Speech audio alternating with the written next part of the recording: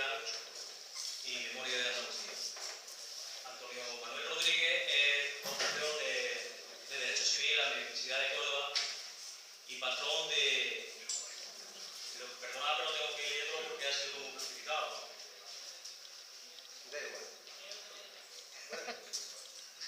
Y patrón de la Fundación de Blas Infante. Es escritor, político y también jurista. Músico también. No sé, lo he sacado de internet. Y bueno, yo he escuchado mucho de él. A algunos de los que me habéis presente también me habéis dicho que lo conocéis bastante. Y yo lo conozco pues a través de Paco. Porque es nieto del carbonero y yo lo he escuchado al carbonero en grabaciones que tiene Paco, que además la hizo Paco el personal. Como decía, es muy importante, es una lástima que no haya más personas de las que tenemos aquí. Este año hemos optado por hacer la celebración aquí. Sabéis que todos los años lo hacemos al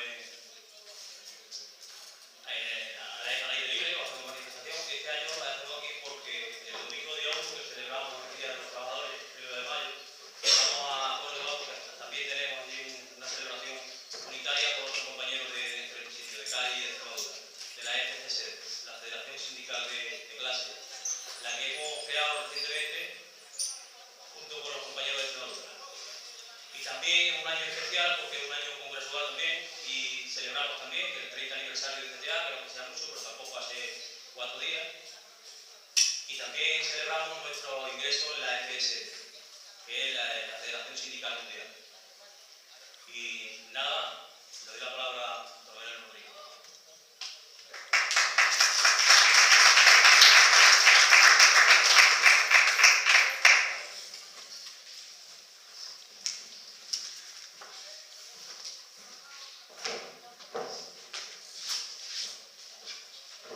Yo prefiero, si no me importa, hablar aquí. ¿Se me oye bien? Sí, se me oye bien. La verdad, por muchas razones. La primera es porque cuando te sientas ahí arriba parece que estás en un plano superior a los demás. Y da una sensación que, por lo menos a mí, yo soy persona de carácter de principio. Como punto de partida, no soy marginal. Y como punto de partida no pueden imaginar lo que supone para mí que la credencial de presentación haya sido por parte de Pepe ser nieto del carbonero. Y yo estoy hoy aquí porque soy nieto del carbonero. Y en este momento no puedo, por mucho que yo lo intente, no existe ninguna palabra en el diccionario que sea capaz de expresar lo que supone para mí el hablar simple y llanamente porque soy eso, el nieto de una persona tan grande. No solamente mi abuelo, también mi abuelo, los dos. Para mí, mi abuelo fue una persona descomunal, un ejemplo, un faro en mitad de la tormenta. Es pariente de Paco y por eso estoy aquí con él. Pero permitidme que comience hablando no de mi abuelo, sino de mi abuelo. Porque cuando murió mi abuelo, al tiempo, después de gastar miles y miles de conversaciones elogiando su actitud vital durante, antes y después de la guerra, descubrí la figura de mi abuela. Cuando mi abuela murió y fueron a enterrarla, quitaron la lápida de mi abuelo, que hasta entonces era el único entierro civil de Almodóvar del Río. Hay otro que es lo de todos los que murieron en la fosa común, pero hasta ese momento era solamente mi abuelo que estaba enterrado con una paloma de la paz. Cuando quitaron la lápida de mi abuelo y fueron a enterrar a mi abuelo, enyesaron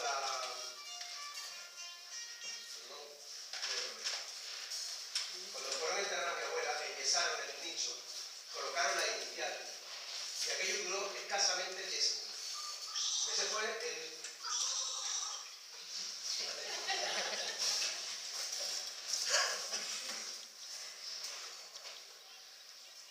Quería decir que cuando quitaron la lápida de mi abuelo, las credenciales de mi abuelo, la razón por la que yo estoy aquí, y entraron a mi abuelo, enyesaron y colocaron la inicial, aquello solo duró 10 segundos, porque después colocaron la lápida de mi abuelo. Y fue una metáfora no solamente de lo que significó la vida de mi abuela, estando siempre detrás de mi abuelo, sino lo que significa la lucha fundamental de las mujeres en Andalucía y en toda la una lucha invisible y no reconocida, pero también la lucha de muchísimas muchísima gente anónima que yo creo que hoy sois vosotros y vosotras la que os simbolizáis. Voy a hablar precisamente de eso, de lo que no se ve, de la gente que lucha pero que lucha. Y si está, ocupa 10 segundos de la vida y después se le coloca encima una piedra para que nunca se recuerde. Voy a hablar simplemente de eso, de lo que somos, de la memoria. Porque solamente somos eso, ¿no? Los seres humanos, todos los que están aquí presentes, solo somos eso, memoria. Somos estuches de tiempo. Yo soy el nieto del carbonero. Y espero que mi hijo, que se llama Liberto, que lleva en su nombre, lleva la esencia libertaria de su bisabuelo, que él recuerde siempre, precisamente porque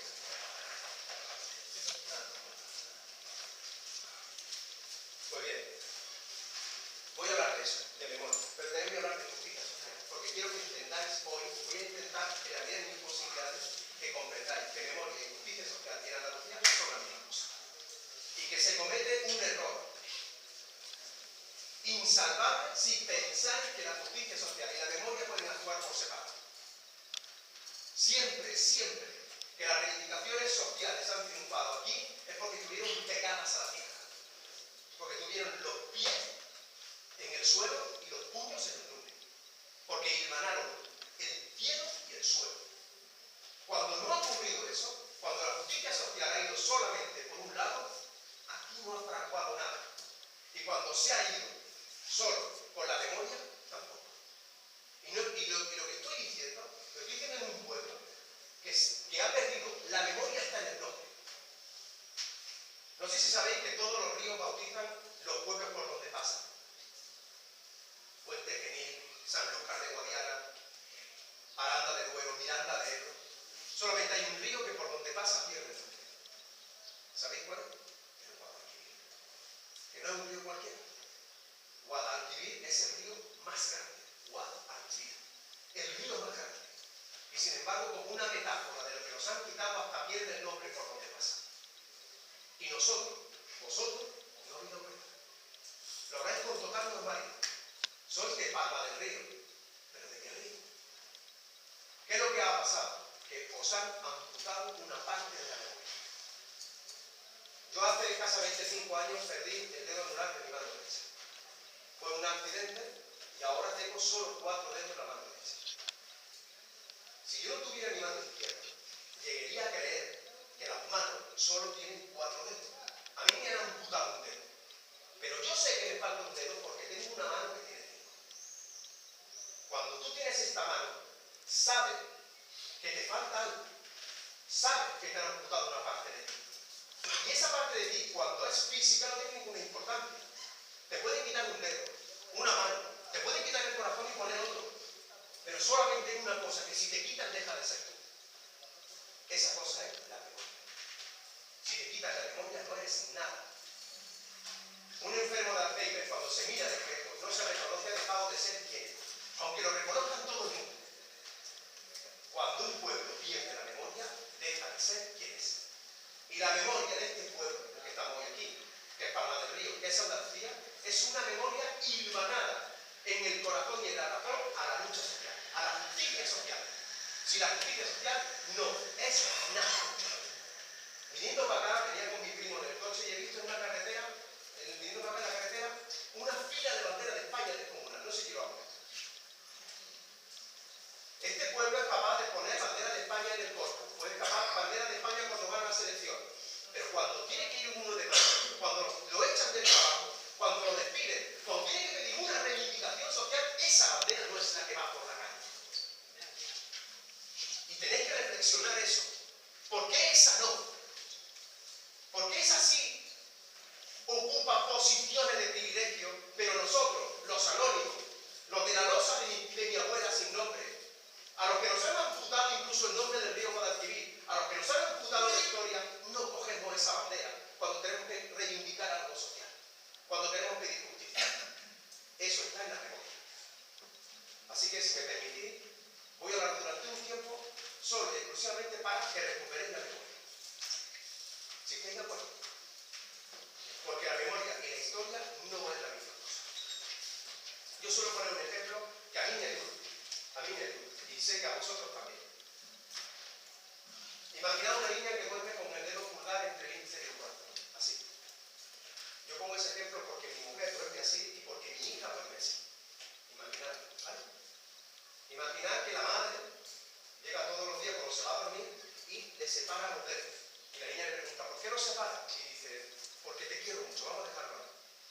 Imaginad que la niña de repente sufre un cáncer en la sangre, leucemia, y que necesita un trasplante de médula. Y le dicen a la madre, ¿me donas la médula? Y dice la madre, yo sí, pero es que yo no soy la madre. Y van a buscar a su madre biológica, era una madre adoptada. Van a buscar a su madre biológica y la encuentran. Y la encuentran durmiendo. Y a que no sabéis cómo está durmiendo. Así. Si esa niña no encuentra a su madre biológica, jamás hubiera sabido por qué duerme así. El libro de historia es el libro de familia. Y la historia puede estar perfectamente manipulada. Vuestra historia está manipulada. La historia que estudian todavía nuestros hijos en el siglo XXI está manipulada en Andalucía. Pero lo que no pueden manipular es la memoria.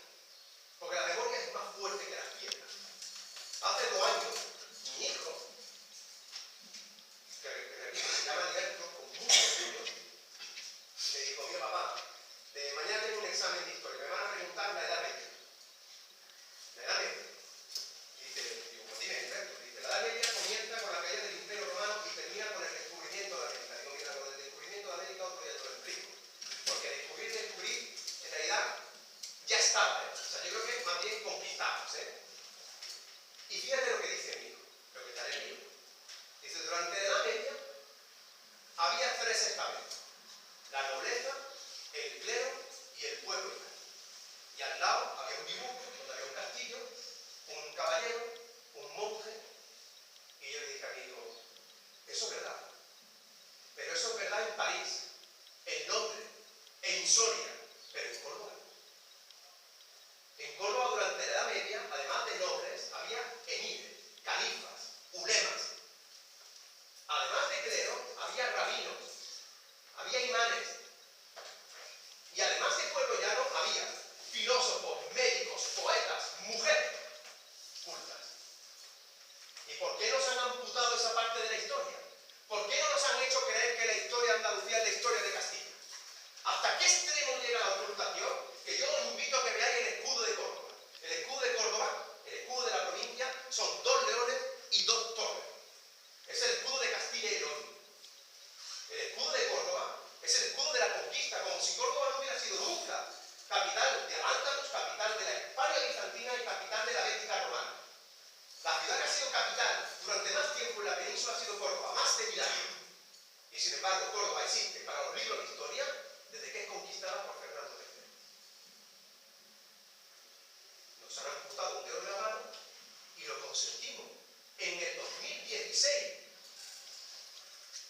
en la página siguiente dice, fíjate, dice, la edad moderna comienza con el descubrimiento de América y termina con la Revolución Francesa.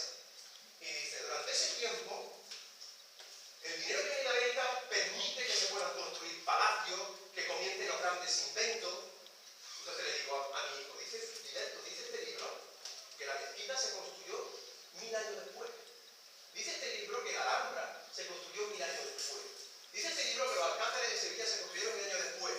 Dice este libro que Infirnas, que fue el primero que voló 1000 años después. Dice este libro, que es tu libro, que es el libro de la historia de Andalucía, que Andalucía no existe. Y sin embargo, yo vengo a demostrar que no solamente Andalucía existe, sino que cuando Andalucía existe es cuando ha reivindicado justicia social. Esa es la clave. Que esos 2 hechos están hermanados totalmente. Fijaros, voy a hacer, si os aburro me lo decís, no hay ningún tipo de problema, ¿vale? Pero voy a intentar hacer un repaso rápido a la historia de Andalucía, que es la memoria de Andalucía, ¿vale? Lo voy a hacer lo más rápido que pueda, pero quiero que lo entendáis. Quiero que entendáis que Córdoba es capital de la Bética no por casualidad. Mira, si algún día queréis saber dónde están vuestros restos arqueológicos, no los busquéis en las piedras, no los busquéis en el suelo, buscadlos aquí y aquí, en los sonidos, porque ese es el yacimiento más difícil de expoliar. Por ejemplo, la palabra Córdoba. El sonido cor, car, gor, gar, no es un sonido latino, es un sonido anterior a que llegasen los romanos. Porque a vosotros os han enseñado la historia como si Andalucía fuera un solar. Llegaron los griegos, después se fueron, los fenicios, después se fueron, después los romanos, y después se fueron, después los árabes, después se fueron, los godos se fueron. Aquí no había nadie. Un solar. llegan los romanos a un sitio que se llama ya Córdoba, le preguntan, ¿vosotros cómo os llamáis? Y dicen, Córdoba. Gorgar significa ciudad. Por eso hay tantos pueblos en la Vega del Guadalquivir que empiezan por ese sonido. Carmona, Carpaya, Córdoba, Carcabuey. Uva, que es una desinencia también tremética que significa agua. O nube, por ejemplo. Pueblo. Córdoba es la ciudad de agua. ¿Dónde se fundó Córdoba? En Córdoba. Durante la España romana, Córdoba fue la capital de la Bética, que casualmente es la única provincia senatorial de todo el Imperio Romano. Casualmente, podía serlo Jerusalén, podía serlo Alejandría, podía serlo la Galia, pero no, era Andalucía, la Bética. Casualmente aquí, casualmente, es que era un pueblo culto. ¿Lo veis? Capaz de albergar teatro donde cabían más de 5.000 personas. Almanzor contaba que un expedicionario, esta anécdota es muy divertida, cuando fue al norte, en el siglo X, vio las playas de Cantabria, las playas del Cantábrico, perdón, y dice, en esas playas hay árboles, pájaros y no hay estatuas. Fijaos qué curioso, y no hay estatuas, porque en el Cirque peninsular sí hay estatuas. Quien ha estado en Baero Claudia, quien ha estado en Bolonia, sabe que en solo una civilización muy culta puede colocar templos, mercados y teatros en la orilla del mar mirando a Tánger. ¿Qué es lo que pasaba durante esa época? Voy a hacerlo lo más rápido posible, pero quiero que lo entendáis. Durante esa época lo que pasó fue que la Bética fue capaz de dar hasta emperadores a Roma. Pero porque Córdoba era mediterránea, porque la Bética era mediterránea y porque Europa era el Mediterráneo. Tan Europa era Córdoba como Alejandría, como Jerusalén, como Atenas. Porque el norte de Turquía, ¿lo veis? La civilización estaba en el Mediterráneo. ¿Y qué pasó? Que llega la conquista goda. La conquista goda son unas tribus del norte de Europa. Tan deficitarias culturalmente que acaban siendo conquistadas por el pueblo que ha conquistado. Conquista Roma y acaba dando latín. Pero cuando llega al sur peninsular, no es capaz de derogar la cultura del sur. ¿Por qué? Porque el sur peninsular es pluricéntrico, para que lo entendáis. Andalucía siempre ha sido un país de ciudades. ¿En qué se diferencia el norte del sur?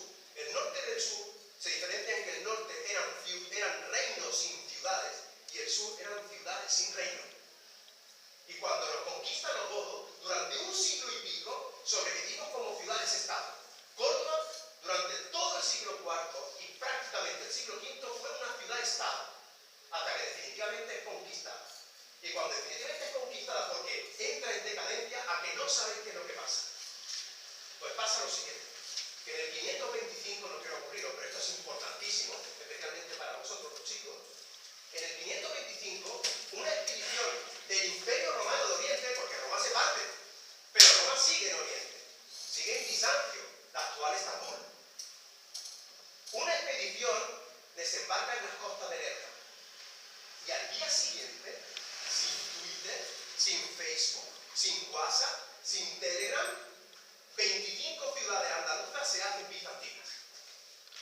¿Por qué?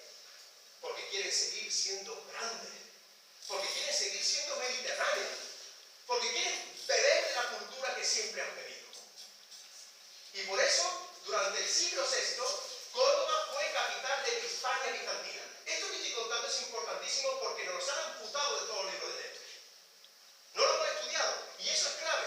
¿Por qué? Porque durante el siglo VI, el sur peninsular se orientalizó, era mediterráneo, ética y estéticamente. ¿Comprendéis? El norte seguía siendo pequeño, con ciudades pequeñas, y el sur era inmensamente grande, con ciudades inmensamente grandes. Todavía hoy en el norte peninsular los pueblos tienen 30, 40 o 50 habitantes. En Andalucía, un pueblo con 30 habitantes es una casa donde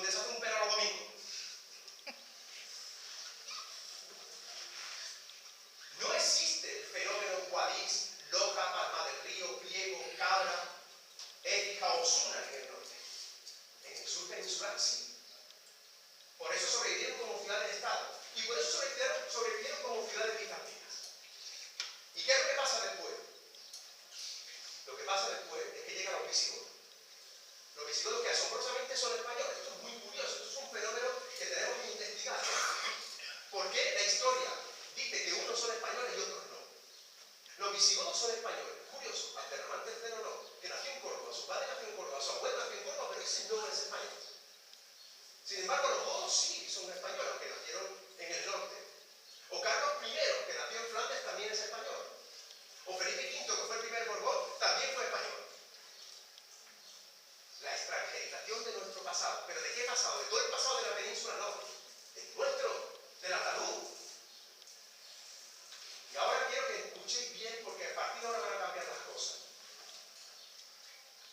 Como nos cortan los hilos con el Mediterráneo, en el siglo VIII aparece una figura clave en esta película, que es Abderramán I, un sirio pelirrojo, que llega a un sitio mítico andaluz, que es Archidona, As-Sidunia.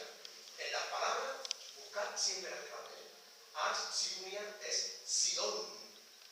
Hay dos Sidones míticas en Andalucía, Medina Sidonia y As-Sidonia. Y en la masada de Archidona, en el mismo lugar donde se empoderó Justiniano, el emperador bizantino, llega Abderramán I y dice: yo os voy a devolver el Mediterráneo, yo voy a volver a ser grande, os voy a traer la seda. Fijaros que los reyes católicos lo primero que hacen cuando conquistan Granada es prohibir la seda. Y hasta hace 2 días los niños chicos de los pueblos han estado hablando en cajas de gusanos de seda. Gente de los pueblos que estaban cansados de ver orugas en el campo. Y sin embargo, ¿por qué guardaban los gusanos de seda? Porque estaban custodiando la memoria de la lengua. La memoria. Durante 8 siglos políticos y 10 siglos culturales, fuimos alándalos, no musulmanes, que también. Pero está muy bien que empecemos a estudiar la historia con periodos políticos. Si hemos sido godos, romanos, godos, bizantinos, visigodos, ¿por qué ahora somos musulmanes? Las unidades son políticas, ¿no? Serán andalusíes y luego castellanos. Sin embargo, hay una perversión. ¿Y cuál es la perversión? Extranjerizar, ni más ni menos que el periodo más largo y luminoso de nuestra historia. Que además lo meten en una caja de zapatos como si 8 siglos fueran iguales. Si en los últimos 50 o 60 años, si los primeros 50 años del siglo XX, aquí en Andalucía o en Europa hemos padecido 2 guerras mundiales, una guerra civil, 2 dictaduras, en 8 siglos, ¿qué pasa en 8 siglos? 8 siglos es la misma cosa, una historia uniforme. Yo ahora quiero explicar una cosa que no suelo contar en la charla y hoy me apetece compartirla con vosotros, porque antes de entrar he preguntado a mi primo y he dicho: mayoritariamente, ¿qué soy? Y me había dicho: son jornaleros. El jornalero es la esencia del pueblo andaluz. Y voy a explicar qué soy. Y lo voy a explicar aprovechando que hay juristas, ¿no?, que han estudiado la carrera de Derecho y que pueden contrastar hoy aquí que no han dado ni una línea de derecho andalusí. Han estudiado el derecho de Navarra, de Baleares, de Galicia, y no saben qué derecho rigió en su tierra durante 10 siglos culturales, 8 siglos políticos. ¿Y cuál fue el derecho que, fijaros qué cosa más chula? La unidad política se llamaba Al-Jama, de Al-Hamam. Al-Jama, la Jaima, que es eso que es donde la gente se reúne, es el pueblo, donde la gente vive. La Al-Jama es la unidad de territorio que mide exactamente un viaje de ida y vuelta en un día. Palma del Río tuvo su Al-Jama y tuvo su mezquita Al-Jama. Y ahora fijaros qué cosa más chula. En el derecho andalusí hay 2 tipos de propiedad. La propiedad privada, que era la mamluca, que se llama, es el rollo de algo, y luego había una propiedad comunal que se llamaba Harim. El Harim era fundamentalmente los pastos, el fuego y el agua. El pasto, el fuego y el agua en Al-Ándalus siempre ha sido comunal. Y todavía, la gente va al campo y piensa que el agua es de todo, que la leña es de todo el mundo. El Harim es propiedad comunal y se regulaba por una unidad popular que se llama Mexua, es decir, que había una unidad democrática, se llama Mexua, significa asamblea en árabe, ¿vale? Fijaros qué cosa más chula lo que estoy diciendo. La gente sabía que lo común tendría que arreglarse comúnmente, entre todos. significa lo más fuerte. Más allá de la aljama, toda la tierra se llama mauta, que es como tierra muerta. Y el derecho andalusí dice que el que la posea y la haga viva es suya. Dicho de otra manera, la tierra es de quien la posee, la tierra es de quien la trabaja. Por eso en Al-Ándalus no hay un átomo de tierra desposeída. Por eso te vas a la loma más alta y en la loma más alta hay un olivo. Porque la tierra es de quien la trabaja. Y por eso hoy, todavía hoy en el siglo XXI, la gente se va de Ferrol fuera. Y cuando se va de Ferrol fuera, se va a la zona que es de todo el mundo y que se revive cuando se usa. Eso se llama mauta. Me gustaría que lo aprendiese. ¿Por qué?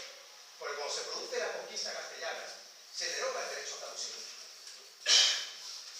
Se produce la desposesión de todo lo que teníamos. Pero sobre todo se producen dos fenómenos que son muy importantes que quiero que sepáis ya. Y es que se proclama la identidad nacional española, que se basa en el exterminio del diferente.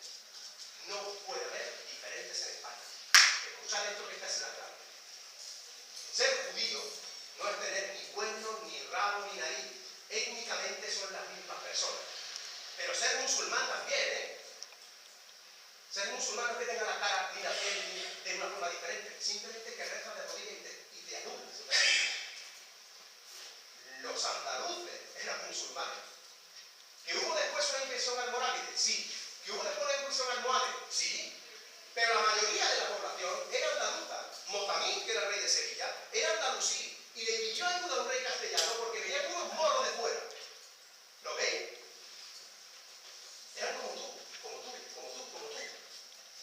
Pero hay un momento clave en la historia de España que dice que a partir de ahora no se puede ser diferente. Y se inventa la maquinaria más terrible, el genocidio más brutal de la historia de la humanidad, que es la Santísima Inquisición, que quemaba y mataba a todo el que parecía diferente. Escuchad bien porque ahora viene la clave. Fijad, desde un punto de vista territorial nos han quitado la tierra, eso lo tenéis claro, y se ha concedido a los conquistadores. Cuidado, los conquistadores que no nos echaron al mar a todo el mundo y vinieron del norte y nos repoblaron, que eso es mentira. Que los 30 habitantes de Califadilla de los Hermanillos no pueden repoblar Palma del Río. Que no hay gente en el norte capaz de llenar todos los vacíos del sur peninsular. Que no, que es que la gente mayoritariamente no se fue. Pero lo que sí hizo fue convertirse al catolicismo para sobrevivir. ¿Que muchos se fueron? Sí. ¿Que se fueron muchos al norte de África? Sí. Y muchos se fueron a América. ¿O parece casualidad que 1492 sea exactamente el mismo año en el que se conquista Granada y se descubre América? ¿Os parece casualidad que la ciudad, el nombre de ciudad más repetido en toda América sea Córdoba? ¿Os parece casualidad que el primer reino que se funda en América sea Nueva Granada? Oye, si son navarros, y son vascos, y son catalanes, ¿por qué no lo llamaron Barcelona? ¿O por qué no lo llamaron Vitoria? Porque eran moriscos. Éramos vosotros, y ahora lo voy a intentar demostrar. La mayoría de la gente se quedó. Escúchame, por favor. La mayoría de la gente se quedó. Pero se convirtió al catolicismo para sobrevivir. Todavía hoy la gente dice, ¿está bautizada la niña? No, que todavía está morito. Todavía está morito. ¿A que sí? Si todavía está morito es porque mayoritariamente la población era musulmana. Pero como tú y como yo, étnicamente igual. Étnicamente igual. Los judíos que se convirtieron al catolicismo se llaman marranos. Esa es su palabra, marranos. Todavía se dice la gente, no jodan la marrana. No jodan la marrana no es que tenga relaciones con un cerdo, es que no tenga relaciones con judíos, con judías. Porque tendrías problemas. La gente dice, te quedaste a 2 velas, ¿a que sí?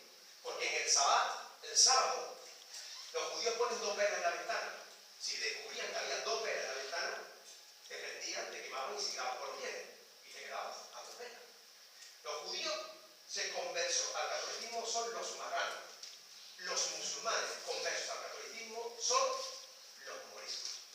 Que quede claro, un morisco es un católico. Pero no un católico cualquiera. El más católico. Porque se está jugando la vida. Se está dejando la vida porque si no parece católico lo queman. En el norte la gente no celebra los santos.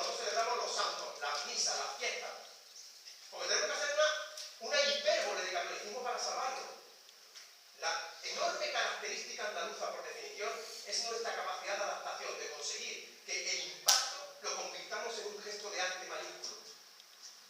La gente ha sido capaz en Andalucía de convertir en un monumento intangible la Semana Santa, que es probablemente uno de los signos de opresión más fuertes. Y sin embargo, son dos cosas completamente diferentes. La gente puede ser cofrade y admirar a su Virgen, porque Andalucía es politeísta, cada uno es su Virgen, ¿eh? Yo la de la mía, no es que la otra más guapa, esa es la tuya, la mía es la más guapa. Porque somos politeístas, porque siempre hemos sido politeístas. Siempre. Pero han convertido eso en un signo de descomunal. Por ejemplo, ¿cómo voy de tiempo? Voy fatal. ¿Sigo? Sí, claro. Veréis. ¿Cómo resistimos los andaluces? ¿Cómo lo hicimos? Lo hicimos de la siguiente manera. Veréis. ¿No me importa el comando? Hubo dos formas de resistencia. La primera forma de resistencia fue seguir haciendo lo que hacíamos hasta que hemos olvidado por qué hacíamos lo que hacíamos. La segunda forma de resistencia es hacer lo opuesto, para que no puedas ser acusado ni de judío ni de musulmán. Fijaros que para hacer lo opuesto tienes que conocer bien el opuesto. O sea, para ser antimadridista tiene que existir el Madrid. Si yo soy antimadridista, tengo que meterme con Cristiano Ronaldo porque sé que juega Cristiano Ronaldo en el Madrid. ¿Lo entendéis, no? Yo me di cuenta de eso estando en Níger, en el corazón de África. Tuve que entrar a una mezquita, yo no soy musulmán, entonces para entrar tuve que invitar a un niño. Que antes de entrar a la mezquita la gente se lava, eso se llama uno. Ahora quiero que me miréis todo y veáis cómo se lavó este niño. Este niño cogió un cuenco de agua. Cogió el agua y hizo así. Se echó el agua en la cara, en los ojos, en la boca, en las orejas, en la nariz, así, y terminó frotándose el pelo. Mi padre se lava así antes de ir a comer. Y mi abuelo se lavaba así. Y los jornaleros andaluces se han lavado toda la vida así, exactamente con este gesto. En muchos pueblos me han dicho que eso se llama lavarse al gafar. Al gafar, ¿sabes por qué? Al gafar es uno de los nombres de Dios para los musulmanes, que significa el perdonador, que está pidiendo perdón. Por lavarse así, por haber sido converso. Hasta que lo olviden. La segunda, hacer lo opuesto. Mi madre ha hecho sábado toda la vida. Mi madre cogía las ventanas, abría las puertas y se ponía a hacer sábado. Mi madre ama de casa y podía limpiar la casa el lunes, el martes, el miércoles, el jueves, pero lo hacía el sábado. ¿Por qué no hacía el sábado y no cualquier otro día? Los judíos tienen prohibido hacer nada los sábados. ¿Qué hacía mi madre? Decir que no era judía, que no era más rara, para que no pudiera ser atacada. Los andaluces hemos utilizado esos dos mecanismos de resistencia para sobrevivir. O aparentar el opuesto, o seguir haciendo cosas hasta que hemos olvidado por qué lo hacíamos. De todos esos ataques, de todo, yo podía poner 1000 anécdotas, pero no es el motivo de la charla. Pero si queréis, después os cuento 1000 cosas más. De todo eso, la huella más bestia de todas es lo flamenco. Fijaros que he dicho lo flamenco, no el flamenco. Si cogéis el diccionario de la Real Academia Española de la Lengua, dice que el flamenco viene del holandés flaming. Porque todo el mundo sabe que cuando tú vas por Ámsterdam, la gente va cantando soleá y bulería.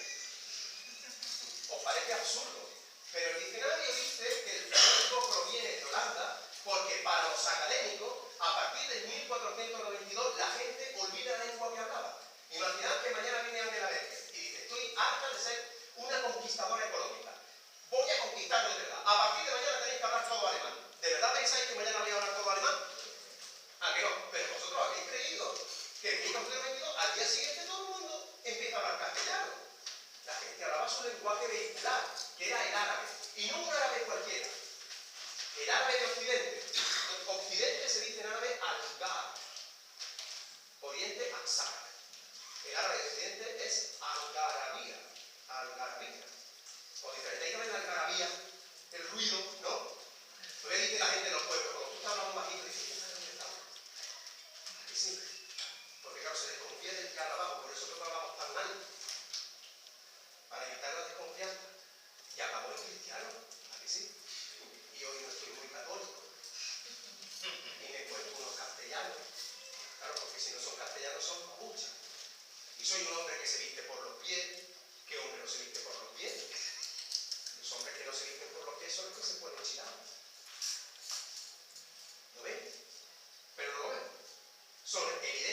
no se ven, como el consumo descomunal de cerdo. Ahora mismo son las cruces de mayo. ¿Por qué son las cruces de mayo precisamente en primavera? El año comenzaba en la época bética y antes de la época bética cuando comienza la primavera. Y siempre se ha celebrado la primavera con un enorme faro, con un palo enorme. ¿Qué hicimos nosotros? Colocarle una cruz. Fijaros que en el norte de África pasa justamente lo contrario. Los moriscos que han estado en el norte de África dicen, hacen así. ¿Saben lo que han hecho? Quitársela del medio. ¿Saben? Para que desconfíe de ellos. Claro, eran católicos. ¿Y nosotros qué hemos hecho? Pues una señal de muerte, que es la cruz, la hemos convertido en una señal de vida poniendo las flores. Esos somos los andaluces. Y bebiendo vino. ¿Para qué? Para que no me digan que soy musulmán. Y tomando tapas. Las tapas era una tapadera que se colocaba en el vaso, pero se llama tapa. Una tapa de tocino. Si como cerdo y bebo vino, ¿qué no soy? Musulmán. Todavía, el otro día escuché, hace ya bastante tiempo, en Carcagüey, que a los niños cuando el los dientes le dan jamón mojado en vino para que se le haga la entraña. Fíjate lo que dicen. Para que se le haga la entraña, para que se acostumbren a comer cerdo y vino. Si queréis un día os cuento todas estas cosas. Hoy voy a quedar en la palabra flamenco. Esto es muy interesante. Pensad un momento en lo que dije antes de los restos arqueológicos. ¿Dónde están los restos arqueológicos? En los sonidos.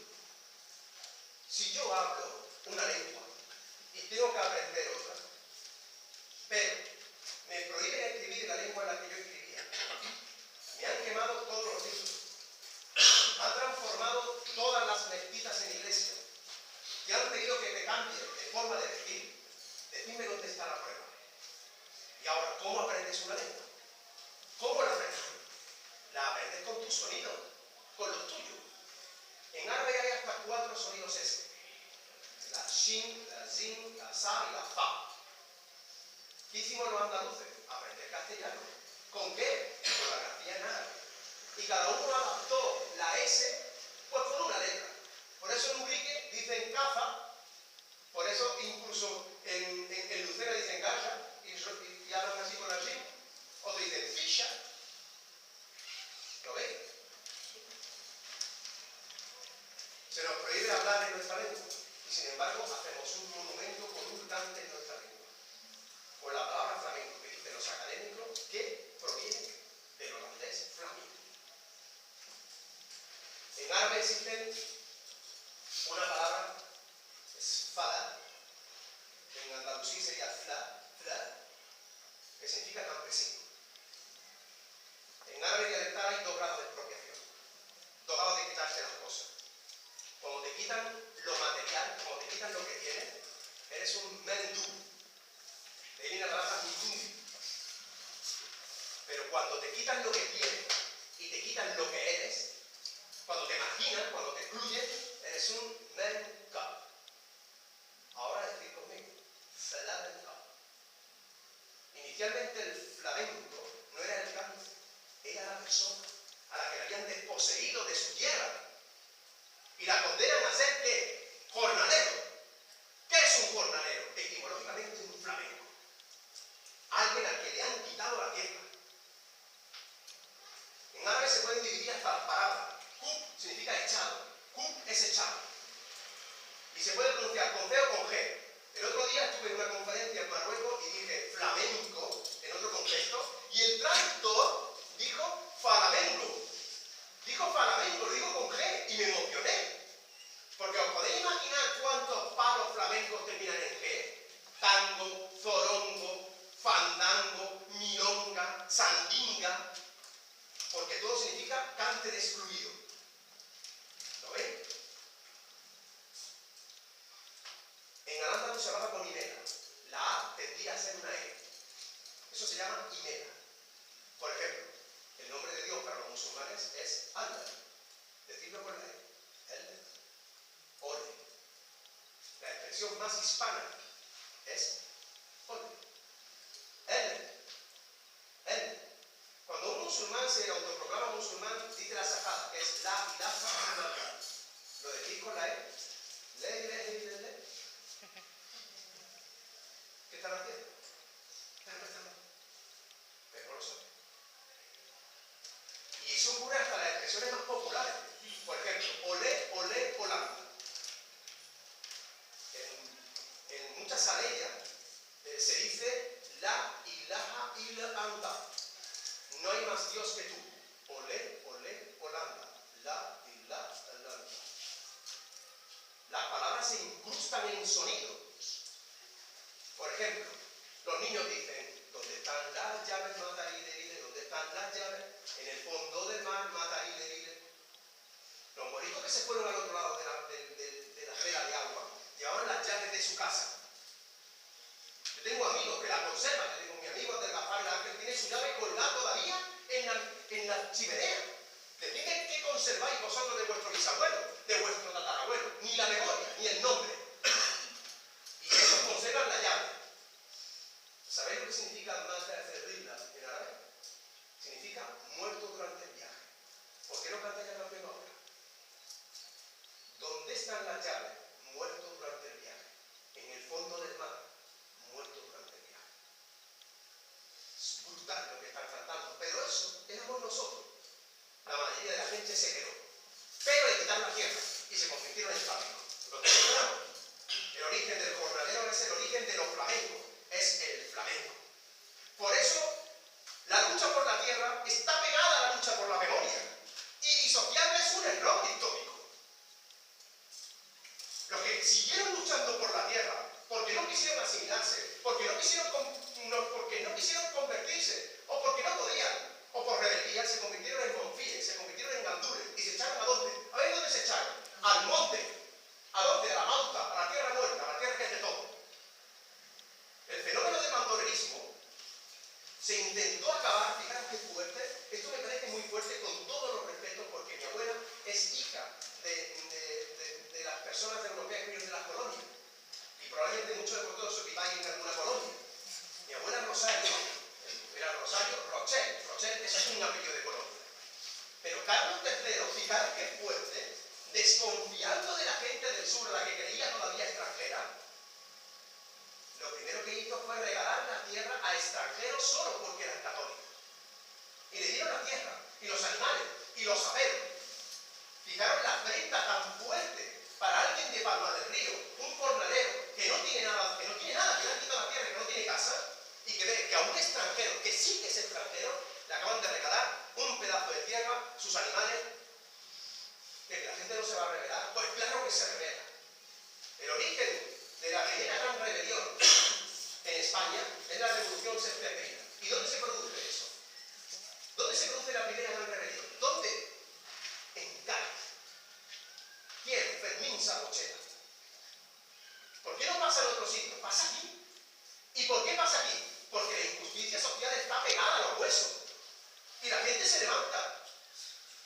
El final de la Revolución Septembrina fue la Primera República.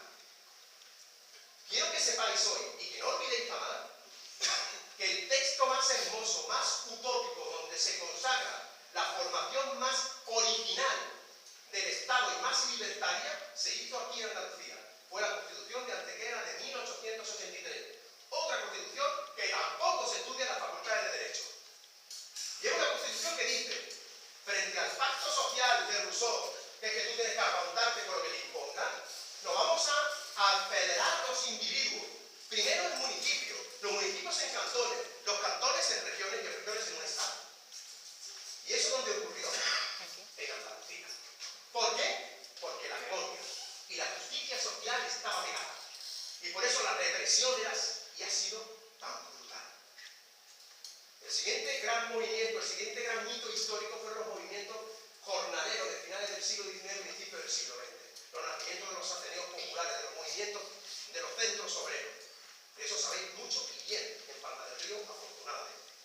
Porque fuiste cuna en Palma del Río de estos movimientos fortísimos jornaleros de principios del siglo XX. ¿Que acabaron en qué? En creernos una utopía. ¿Qué es lo primero que tiene que hacer un converso? ¿Qué es lo primero que hace? Cambiarse el nombre. ¿A que sí? Lo primero que hace es cambiarse el nombre. ¿Qué hicieron nuestros abuelos que se creyeron la utopía? Empezaron a utilizar nombres que no estaban en el santoral. Mi abuelo Antonio llamó a su primer hijo Nando y a su primera hija Vita. No es casualidad. pensé que no es casualidad, que es que estoy repitiendo permanentemente la historia. Es que este pueblo, que está hecho de jornaleros, de gente desposeída, que ha hecho un monumento artístico al arte basado en la represión, se cree grande cuando le dan la oportunidad de ser grande. Pero es que se lo cree. Y por eso somos nosotros los que movilizamos y los que ponemos patas arriba al Estado. Lo hicimos en la Primera República, lo hicimos en la Segunda República y lo hemos olvidado que lo hicimos en la transición. Lo hemos olvidado. Imaginad el escudo de España. El escudo de España está encabezado por una cruz, después una corona y después la división del territorio: Castilla, León, Aragón y Navarra. Y abajito, abajito, aplastada, Granada. ¿A que sí? Esos son los tres pilares del Estado español: la Iglesia, la monarquía y la división territorial. Franco lo dejó muy bien atado. Después de morir Franco, el primer gran acuerdo que toma el Estado son los acuerdos con el Vaticano para mantener el poder de la jerarquía católica. Cuidado, de la jerarquía católica, pero no es la Iglesia. Que nadie se confunda, ¿eh? La Iglesia es una cosa y la jerarquía católica es otra. La ciudadanía es una cosa y los gobernantes son otro. Pero se mantuvo el poder de la jerarquía católica con los convenios del Vaticano. La corona. Es que hubo una transición, que ya fue una transacción, un acuerdo, para mantener al rey que había designado Franco. Pero lo más fuerte no es eso. Lo más fuerte es que el diseño territorial del Estado, el diseño, era privilegiar a Cataluña y el País Vasco, y de forma encubierta Navarra. Y ahora decidme qué pueblo se rebeló contra eso. ¿Cuál? ¿Qué pueblo se levantó? ¿Valencia? ¿Se levantó Extremadura? ¿Recordáis el enorme levantamiento del pueblo asturiano? ¿O acordáis cómo los cántabros invadieron Madrid? No. Lo hizo el pueblo andaluz. Solo el pueblo andaluz. Lo hizo el 4 de diciembre de 1977. Quedaron con ese año. 1977. Un año antes de la Constitución. ¿Pero qué consiguió el pueblo andaluz? Que se levantó en Andalucía, claro. Y en Valencia, y en Cataluña, y en Madrid. Pues cuando Andalucía se levanta, genera un problema de Estado. Porque tenemos migrantes en todas partes. Y porque los andaluces, cuando se van, se llevan la memoria en la garganta y en el corazón. Por eso te vas a Cataluña y yo me emociono por ver casas andaluzas en Mataró, en Manresa, en todas partes. Es así. Porque un andaluz que es universal, lleva la memoria en su lengua. Se levanta el pueblo andaluz y provoca que en la Constitución se incluya un artículo infame para que quien quiera ser de primer rango lo consiga. Y ahora decidme qué pueblo ejerció ese artículo. ¿Cuál? Exacto. ¿Cantabria? ¿Asturias? Lo hizo Andalucía. Solo Andalucía. Pero lo hizo Andalucía ¿por qué? ¿Porque quería ser más chulo? ¿Porque quería ser mejor? ¿Porque quería ser más grande? No, porque quería justicia social. Quería tierra, quería libertad. Quería igualdad. Porque nuestro pueblo sois vosotros, somos jornaleros. Somos desposeídos que todavía queremos seguir teniendo la tierra. Y era la oportunidad de recuperar la tierra. La reivindicación más importante, la que abanderó los movimientos jornaleros del 4 de diciembre, fue la reforma agraria. Eso era el punto de partida de una sociedad que para nada se parece a la actual, ¿eh? Vamos a tenerlo bien claro, ¿eh? Pero es cierto que eso fue así. ¿Es cierto o no es cierto? Pero Andalucía no consiguió. Y Andalucía es la única comunidad que ha conseguido su rango por sí misma. La única. Y aquí, que hay estudiantes de Derecho que pueden dar fe de que estudiantes de Derecho de Andalucía no lo saben. Terminan la carrera y no lo saben. Los profesores de Derecho Constitucional no se lo dicen. Igual que a los niños no les explican que Averroes y Maimónides son los filósofos más importantes de España. Que solamente hay un filósofo que está en la portada de la ONU, y es Maimónides. Pero los chavales, cuando estudian selectividad, estudian Platón, Aristóteles y después saltan a Santa Tomás de Aquino y San Agustín de Hipona. Como si San Agustín de Hipona hubiera nacido en Berlín. Hipona está en África, ¿eh? Lo digo para dejarlo claro, ¿eh? Pero prefieren a un africano cristiano que a un europeo judío o musulmán. A pesar de haber sido el componente clave del primer nacimiento europeo que se dio aquí. Ese pueblo que lo consigue es el pueblo andaluz. ¿Por qué? Porque está pidiendo justicia social.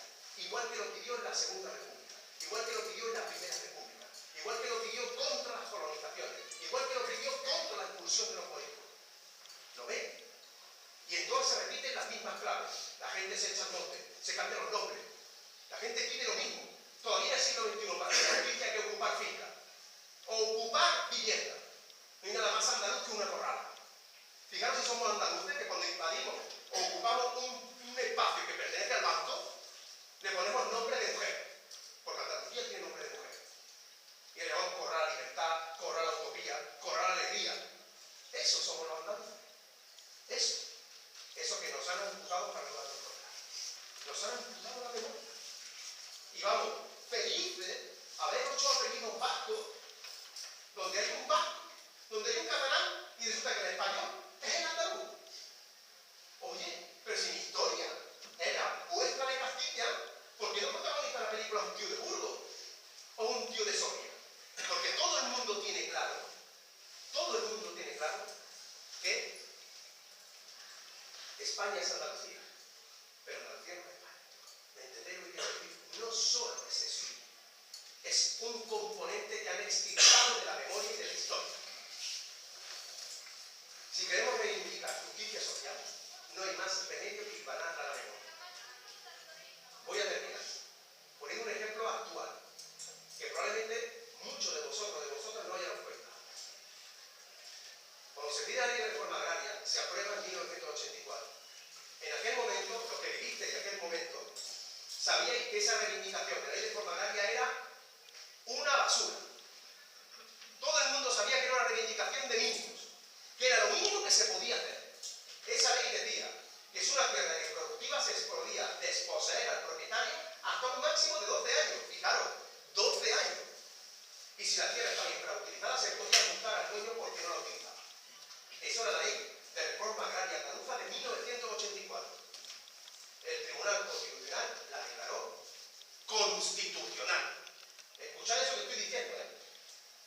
El Tribunal Constitucional la declaró constitucional. Permitió que Andalucía, que no puede legislar derecho civil, es decir, derecho privado, y sí lo pueden hacer Valencia, Baleares, Cataluña, Galicia, Aragón, Navarra, pero que sepáis que las parejas de hecho en Navarra tienen derecho, pero en Andalucía no. Y sin embargo, sin poder legislar derecho civil, porque nuestro derecho acabó siendo el derecho de Castilla, a pesar de eso, el Tribunal Constitucional dijo que podíamos legislar la función social de la propiedad. Que la propiedad se dedique a un fin social. Hace 2 años se aprueba una ley. La ley de la función social de la vivienda. Y dice, oye, si hay un piso de un banco que no se utiliza, que lo multen. A quien recuerda a que si tienes una tierra que no se usa, que la multen. Y dice, oye, que si la sigues sin usar y hay una familia que está dentro, que se quede. Como mucho 2 años. Recordáis que antes eras hasta 12. ¿Pero qué dijo el Tribunal Constitucional? Que es constitucional. ¿Qué es lo que nos ha pasado? Que nos han recortado la competencia, que nos han recortado la autonomía. Y la autonomía es poder dotarnos de leyes propias. Mi coche, cuando se queda sin gasolina, sale un chivato que pone autonomía. Que no tengo autonomía, que no me puedo mover. Lo que pidió el pueblo andaluz fue autonomía. Y eso es lo que nos acaban de recortar con el silencio cómplice de la gente de Andalucía, que en el siglo XXI sigue desconociendo su historia, sigue desconociendo su memoria y le están robando descaradamente la autonomía y los derechos sociales. Estamos en la víspera del urdenario. Solamente os pido que hagáis un ejercicio mínimo, y es tener muy claro que cualquier reivindicación social tiene que estar pegada a la memoria. Si no lo hacemos así, no vamos a ninguna parte. Será otra manifestación más, otra reivindicación más. La única forma de que las cosas puedan cambiar es reconstruir nuestra memoria, que es lo único que somos, poder mirarnos al espejo y reconocer.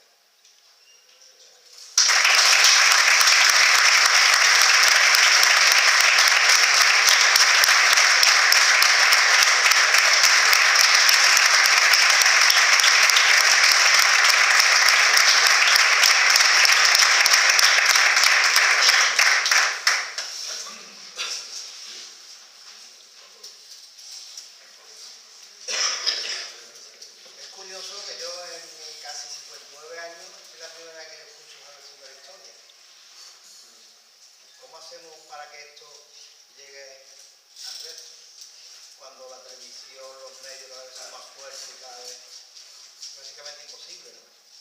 Sí, pero yo soy optimista, ¿sabes? Porque, por ejemplo, la versión de la historia oficial de la Reconquista, de la extranjerización del pasado, ya no se sostiene en ninguna universidad del mundo. Solamente lo sostiene lo peor de la propaganda más nacional católica. Pero digamos, la universidad, la academia, la ciencia ya aprueba y reconoce que todo lo que nos han contado en ese aspecto es falso. En ese aspecto soy optimista. Ahora, lo que está claro es que si no hay movilización, en lo que tú decías, no llega. Entonces también soy optimista. ¿Por qué? Porque perder es dejar de luchar. Entonces tú has dicho, es la primera vez que lo escuchas, y me parece muy bien. Antonio Mairena, cuando cantaba, solía explicar los palos, el origen de los palos. Y entonces Ricardo Molina, el poeta cordobés, le decía: maestro, pero ¿por qué se preocupa usted en contar los palos si hay una minoría? Y decía Antonio Mairena: porque una minoría más una minoría forman una inmensa minoría. Vamos a seguir formando inmensas minorías. Vosotros habéis escuchado ya elementos que son evidencias que se estrellan y se clavan en todo. Yo, si queréis, os puedo explicar mucho más. Quizás no sea hoy en día, pero en otro momento. Y me comprometo a hacerlo donde quiera que me llame. ¿Me comprende? Porque esa va a ser mi legado. Mi legado será un sonido que quedó como el que tira una piedra al agua. Y se da la paradoja de que cuando más lejos llega la onda es cuando la piedra está más al fondo. A mí eso no me importa. Lo importante es que la onda llegue lejos. Y para eso, el que tú hayas estado tomando nota mientras yo he hablado, eso es importantísimo. Luego llegaremos a la historiografía oficial, que dirá: mire usted, deme usted un documento en el que diga que flamenco no proviene del holandés. Y entonces tú tendrías que contestarle: dame usted uno que diga que proviene del holandés. Cuando se fabrica una mentira y se repita muchas veces y esa mentira acaba en los libros de historia, al final acabamos creyendo que porque está escrito es más verdad. Pero esa es la historia, no la memoria. Los andaluces afortunadamente tenemos una memoria muy potente, pero advierto, se está perdiendo ahora, precisamente ahora. La memoria rural se ha mantenido intacta durante 500 años. Fijaros que mi padre se lava así, mi abuelo se lava así, mi bisabuelo se lava así, pero yo no me lavo así. Se da la paradoja de que el que sabe por qué se lava mi padre, ya no se lava. Que se pierde exactamente en este momento. Y esto es muy peligroso. Porque si perdemos la memoria, perdemos la prueba que puede desmontar esa historia que nos han vendido en la que Andalucía es un accidente en la historia de España. Me llama mucho la atención porque yo estoy observando, mi niña chiquitilla ve mucho esta serie que pone americana, en la que se ridiculiza a las personas mayores. Siempre aparecen ridiculizadas. Y los chiquitillos son los que dirigen, son los más listos, los más inteligentes. Y yo muchas veces me preguntaba que por qué era eso, por qué estaban haciendo eso. Y es curioso que coincide con lo que está diciendo ahora mismo. Coincide en que es una forma de anular a las personas mayores, de quitarlas del medio, de borrar esa memoria, porque la memoria indudablemente la llevan las personas mayores, porque como has dicho, si no están los libros, si no está en los escritos, ¿dónde va a estar la memoria? En la vida de las personas mayores. Si quitamos a las personas mayores, estamos anulando la memoria y construyendo un mundo distinto. Bueno, no, que parte de cero. Es que todos somos iguales. La gran trampa, mira, os voy a contar una cosa que yo creo que es muy interesante. Cuando llegas, digamos, a su tenis, al movimiento anarquista, yo que soy libertario, resulta que pretendía la equiparación de todos los hombres del planeta. Yo estoy de acuerdo. Pero el derecho, culturalmente no. Eso es un error. Que todos seamos iguales, sí, y que todos vistamos con chaqueta y corbata, y que todos hablemos esperanto. No. Porque estamos hechos de espacio y tiempo. Lo que nos une es el respeto por la diferencia. Los seres humanos somos la piel del planeta. En el siglo XXI hay que ser, sí o sí, ecologista para salvar la diversidad ecológica. Y hay que luchar, sí o sí, para luchar por la diversidad cultural. ¿Por qué? Porque lo que están intentando es que todos seamos homogéneos. Un chico hoy se viste igual en Bombay, en Bogotá, en Londres o en Sydney. Y la trampa es que somos iguales por fuera, somos iguales en derechos. Pues no, señor. Nunca como ahora hemos sido tan iguales culturalmente y tan desiguales en derechos. Y la lucha del siglo XXI es ser iguales en derechos, pero desde el respeto a nuestra diversidad cultural. Porque en mi diversidad cultural, en mi forma de hablar, en mi forma de sentir, en mi forma de pensar, habitan todos mis antepasados, habita la memoria de un pueblo. Y tiene razón. Si se amputa de la memoria de un pueblo a los mayores, podemos construir una sociedad nueva sin memoria, que es la más fácil de manipular. Y eso es lo que está pasando. Si tú, por poner un ejemplo, o sea, los hogares del pensionista para que vayan los abuelos. La juventud no puede entrar a los bares porque no tiene un duro para botellón. Entonces, ¿cómo se transmite la cultura de los otros? Está roto, no sé, lo que hemos inventado como bienestar social que se llama, los hogares de los pensionistas. Pues yo me acuerdo precisamente de que yo con quien me juntaba de nene con 18, 19 años, el año tu abuelo, eran los viejos de la CNT son los que me enseñaron. Y la tradición, fijaros, hay una cosa que me gustaría que aprendiese de memoria. No quiero que mucho más, si queréis, porque terminamos con esto y ya. Pero el flamenco, ¿habéis fijado que se canta en andaluz y de memoria? Se canta en andaluz y de memoria. Ni un cantador flamenco se pone con una partitura. Ningún guitarrista tiene una partitura delante, porque se ha transmitido oralmente. La fuerza está en la memoria. Yo soy muy amigo de Rosa Luca, y él y yo tenemos dos luchas muy fuertes. La primera es intentar que el flamenco se escriba con mayúsculas. Es decir, que cuando vayáis a poner flamenco y os refiráis al arte, lo pongáis con mayúsculas para distinguirlo del pájaro y de los naturales de Holanda. Y la otra es, ¿por qué Rosa Lucas no puede dar clase de flamenco en un conservatorio? ¿Por qué? Porque ha aprendido de memoria. ¿Lo veis? El modelo de transmisión cultural natural en Andalucía, que es el que hemos utilizado para sobrevivir, se ha basado siempre en la memoria. Pero en la memoria ha salido Paco de Lucía, y ha salido Rosa Lucas, y ha salido Vicente Amigo. Y sin embargo, esos modelos no valen para la academia, porque no saben música, porque no saben leer una partitura. Estamos en esa lucha para decir, ¿de verdad os parece lógico que un genio como Rosa Lucas no pueda dar clase en un conservatorio porque no sabe de verdad? Porque este pueblo que ha sido acusado injustamente de analfabeto es el más culto. Ni mejor ni peor, cuidado, que quede claro. Yo soy andaluz y me siento andaluz. Y eso solamente me genera creer en nosotros, que es la humanidad. Lo tengo muy claro. La humanidad. Ser andaluz no me hace ni mejor ni peor que nadie. Lo que me hace es distinto entre iguales e igual entre distintos. Ese soy yo. Y mi lucha hasta que me muera es que tenga los mismos derechos un niño de Ruanda. Pero que el de Ruanda hable en ruandés y yo en andaluz. Esa es mi lucha. Confundir esa lucha, confundirla, es creer que se pueden ganar las batallas con las cabezas en las nubes. Mira, voy a poner una cosa que me decía mi abuelo, que a mí me encanta, que lo he contado muchas veces, pero mi abuelo Antonio el Carbonero decía que había tres tipos de personas. Decía, los que tienen los pies y la cabeza en el suelo. Y de esos son como los gusanos, como las serpientes, los que se arrastran, los que están nada más que pensando en lo material. Los que tienen la cabeza y los pies en las nubes, que son los utópicos, los soñadores, pero que nunca consiguen nada, porque están siempre en las nubes. Y los que están